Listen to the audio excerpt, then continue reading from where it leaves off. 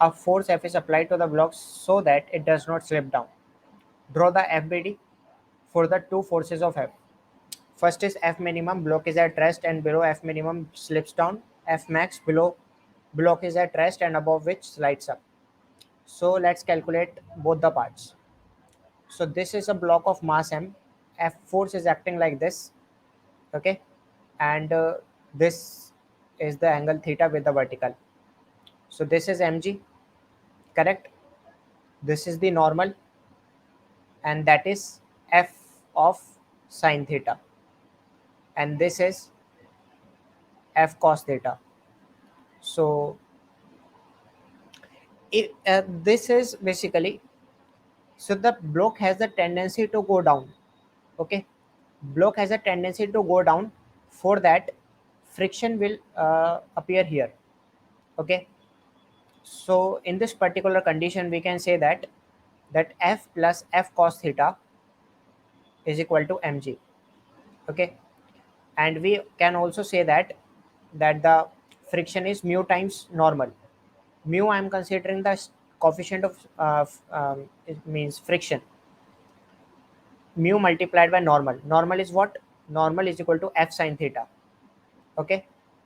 If you see that normal is equal to f of sine theta, so f cos theta is equal to mg.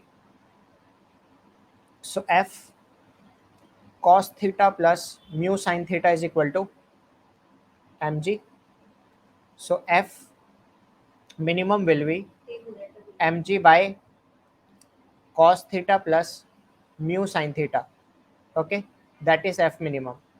And in the next case it will be something like this, that this is a block of mass m, rest everything is as it is, that this is f sin theta, this is normal, this is mg, okay, this is f cos theta, okay, and this is f.